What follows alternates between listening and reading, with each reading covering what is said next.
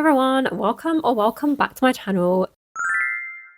It's finally time. Today I'm doing my favorite books of 2024. These are my favorite videos to watch and also now my favorite videos to make, so let's get into it. So at number 10 we have Home Before Dark by Riley Sager. This is a thriller which kind of has horror elements about a woman who is going home, returning to the abandoned house that her parents and her used to live in when she was a child. When she was a child, they fled this house in the middle of the night, saying that there were ghosts, something was haunted, and they just abandoned it completely. It kind of blew up. The parents wrote a book about it, and it became this kind of sensation. So we follow our main character, Maggie, as she returns to this house. She's staying there for some reason. I can't remember why she's staying in the house, but she's kind of staying in this house for a little bit, and she kind of starts to encounter these different things where that kind of seem supernatural, and we kind of get these excerpts of her father's book that he wrote about the experiences there, and things kind of start to line up and you really kind of start to question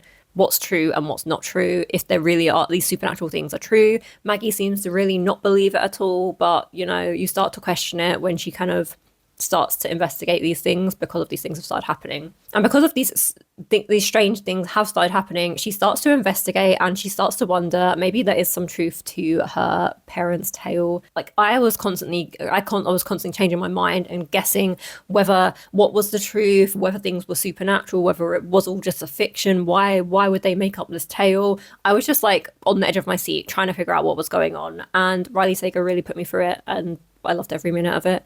It was really good. I really enjoyed this one. I feel like this is the one of the Riley Sager books that I hear mostly good things about, which is why I picked it up. And I love the kind of thriller, horror, what's really going on here kind of elements to it. At number 9, we have Eleanor Oliphant is Completely Fine by Gail Honeyman. We follow Eleanor Oliphant, who is our main character. She's quite an odd, unconventional kind of character, and we kind of follow her just kind of seemingly through her day-to-day life as she makes this new friend from her workplace. I feel like there's a really unconventional character and a really unconventional look at quite traumatic events that have happened in her life and in her past, and you kind of get little bits of it throughout. You're kind of trying to uncover what's going on with her, and it's really the friendship kind of comes out of nowhere. She doesn't really like him at first, and it's just this strange little friendship that really helps her come to terms and just change her life a bit. She's this unconventional character who's quite standoffish, she's quite cold, she's quite direct and upfront and blunt,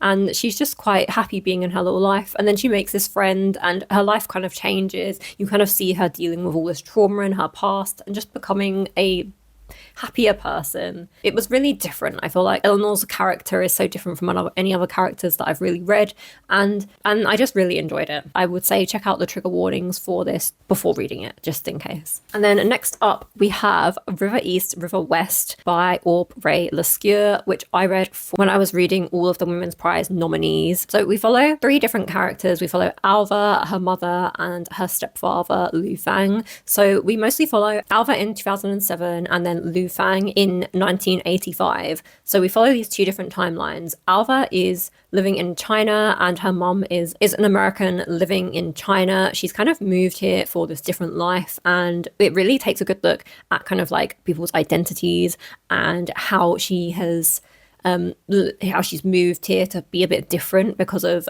the way that Americans are treated in China in this time, and kind of like the culture of American immigrants in China. Like it's a very like, I don't know too much about it, but apparently it's like a whole cultural thing, and I feel like you kind of get a look into that in this book. So at the beginning of this book, Alva's mother is marries Lu Fang, and that's kind of how we get this look at these kind of dynamics between the families and between Lu Fang and Alva and how they kind of clash. But we also get a look at Alva's own kind of like personal identity and kind of like this idea of going to one of these American schools because of it's kind of like a ticket out of China and the oppressiveness that she feels there. And we also see Lu Fang and how he feels very stuck in the time that he was in and how he wanted to leave and go to school. And we kind of see his life and how he's ended up in this place in this time, and the kind of like romance between him and Alva's mum. I feel like there's so much that goes on in this book, like identity, race, class, so much kind of like commentary on different things.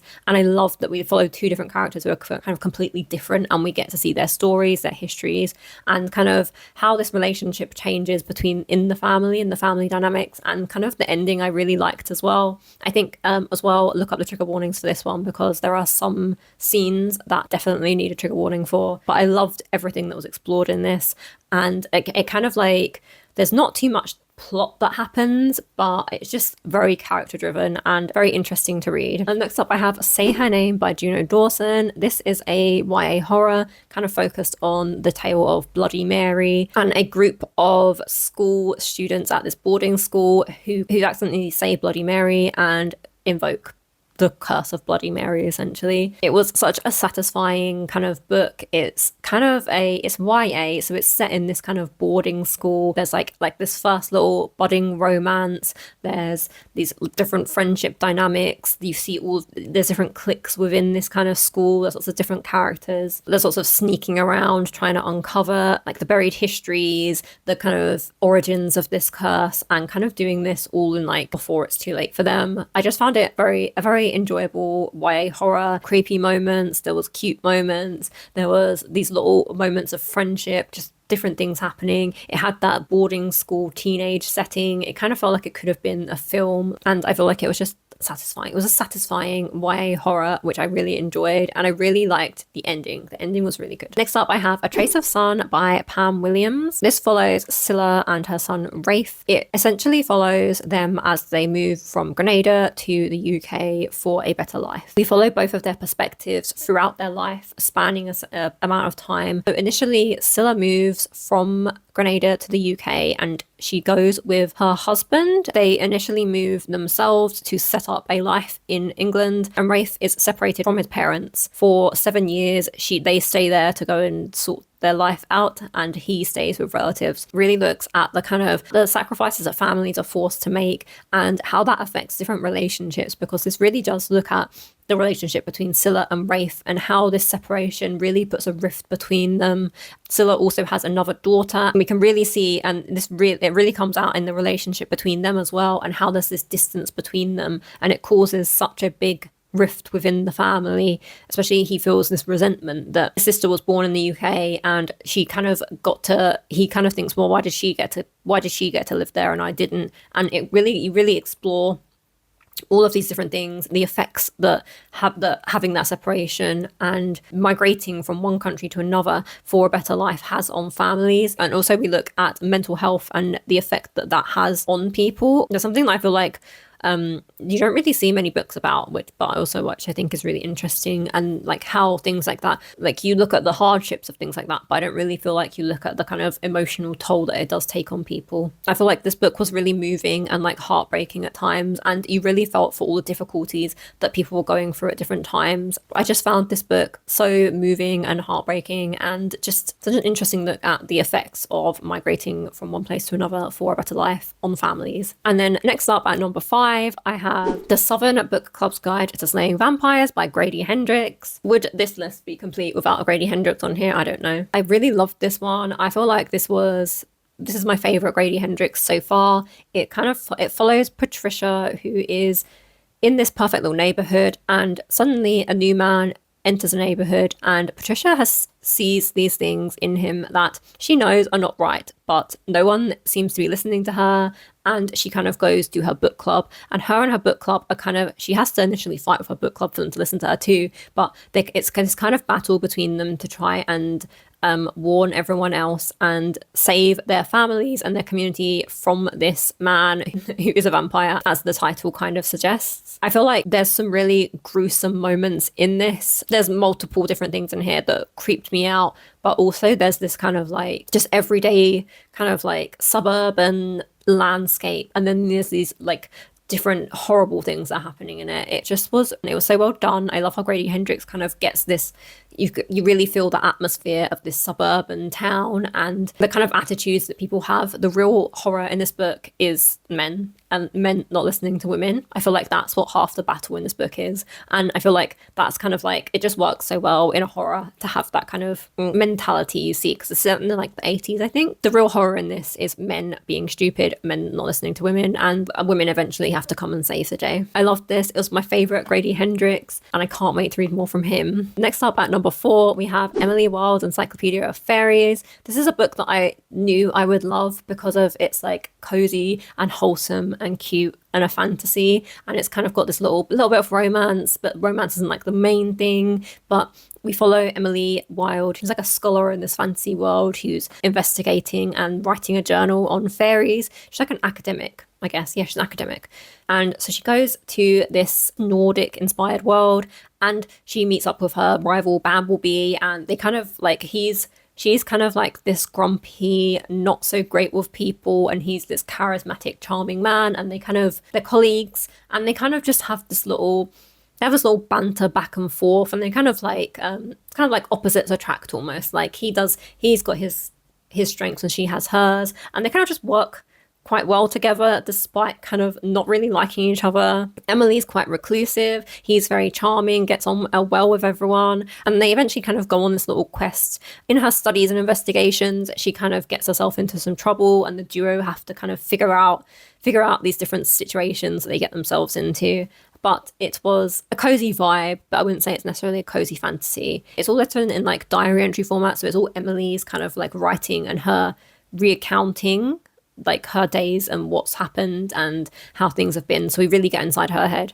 But I would say it's not really heavy on the romance, so don't go into it with thinking it's a romance. Go into it thinking it's cozy. It's quite slow, but like there is still a plot to it, and they do get themselves into some sticky situations. So I loved this, and I can't wait to read the next 2. I think the next book is coming out next year, so I'm excited to read that. And then number 3, we have Brotherless Night. This is another one that I read for the Women's Prize for Fiction. I feel like it's really interesting that so many of these come up in my favourite books of the year. So this one follows a main character during the Sri Lankan Civil War. It's narrated in a really interesting style where she's kind of recounting, she's kind of in the future, living in New York, and she's recounting these events that happened to her while she was studying during the Sri Lankan Civil War and everything that happened to her and her family while she was there. So we follow Sashi as she goes through at the start of the Civil War, and she's studying to be a doctor. She just wants to be like, just to help people. And we follow her and her family and all the different ways that people get involved in this civil war. There's so much depth and nuance to this as well, where we see different members of her family on different sides of the civil war, and kind of she stays quite neutral throughout, but we see the kind of like atrocities and the hypocrisy and all of these different things that happen within civil wars. She's kind of really caught between all of these different conflicting ideas and ideologies and political things that are happening while she's just trying to be a doctor and save as many people as she can. We also look at the motives of why people kind of get involved with these things, and also things like how different movements change people to do things out of desperation, or what their motives are behind things in trying to change their lives and politically change the way that things are. Another thing that I really liked in this is Sashi got involved in this movement to kind of like recount different people's stories, because if she didn't, who was going to, and how would people know about these different things that were happening? And I thought that was a really interesting concept, and just something that was really relevant today as well. It was just moving and beautiful and just so well written. I loved this one. It won the Women's Prize for Fiction, and I can see why. It's up there as one of my top reads, and I really highly recommend this to basically anyone. And then my second best read of 2024 is Cackle by Rachel Harrison. I read this because I was trying to pick up more horror by women authors, and I loved this one so much. It's quite light on the horror. I'd say it's not a super horrific book. It follows a main character who moves to a new town after a breakup, and she's really distraught about it. She moves to this new town, and she befriends a woman called Sophie, who lives in this kind of castle in the edge of the woods in this new town. Everyone's a little bit apprehensive about her, and she starts to kind of build this friendship with this woman who's a little bit different. She gives very witchy vibes. And then she follows two women, Annie and Sophie, and their kind of friendship as it progresses. Annie is aware that there's something not quite right with Sophie. Sophie seems to be keeping secrets. Different things start happening, which are quite creepy. And so Annie eventually has to figure out what's happening here. And no one seems to really like Sophie. Everyone seems to kind of keep the distance. Annie at first isn't too bothered about this because she's lonely and she desperately wants a friend. Also, there's a pet spider in this, which I loved. I loved him. He was so cute, which I never thought I'd say about Spider, but I just loved the vibes of it. I loved the witchiness. I loved the friendship and the kind of tension between them. And I loved the ending and the kind of like female empowerment in this, the female friendship, the female empowerment, and also the scathing commentary on mediocre men. And then my number one read of 2024 was Battle Royale by Kushin Takami. This book I'd been putting off for so long because it was so big and I was so scared of just reading a big book, but it really flew by because it was just so unputdownable. I was so intrigued by everything. I just could not put it down. It's set in this kind of fictional Japan. I think it's supposed to be set in like this fascist Japan where they won World War II. So it's this fascist kind of government that really keeps things in control. Every year, different classes of 15-year-olds are kind of chosen to go into this battle royale where essentially they all are put on this island. They're given weapons and they're told one person will win. There can only be one winner and one person that survives, and they kind of have to go from there and essentially kill each other. We essentially see all of the characters and what happens to them throughout this kind of game and event that's happening. But the main character we kind of follow is a character called Shuya. He's quite a popular, just well-liked person in the class, and we follow him as he kind of progresses through this games. We follow other characters who kind of are reoccurring and have bigger parts in the novel.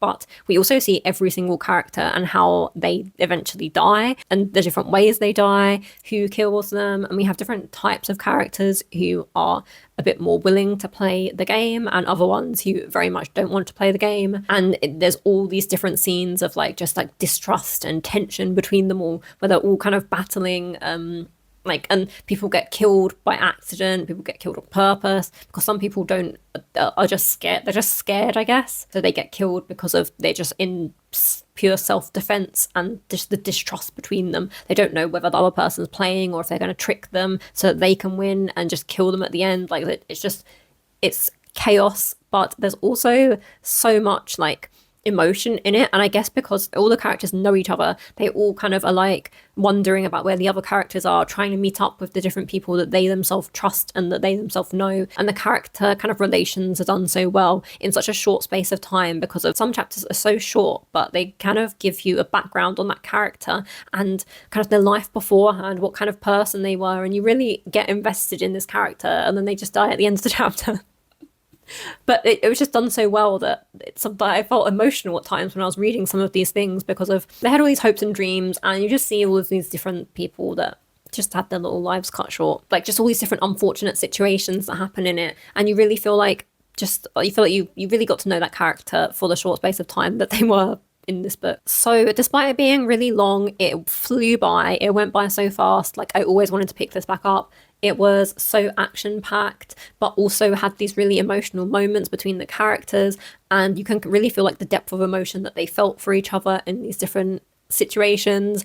And there was a lot of commentary throughout kind of on the kind of government and the fascism and this social commentary on regimes and how they control people and things like that. Can't believe it took me so long to read this. I've owned it for like over 10 years and haven't picked it up, and now it's my favorite book of the year. So I would highly recommend. It is quite graphic, so I'd say if you don't like that, then maybe don't read it. But I really enjoyed this. I really enjoyed it for everything else as well. That didn't really put me off because I love horror. If you like horror, action-packed, anything like that, I'd say read it. It's so good. Don't let the length put you off. It's really quite easy to read as well. Like it's really easy to fly through.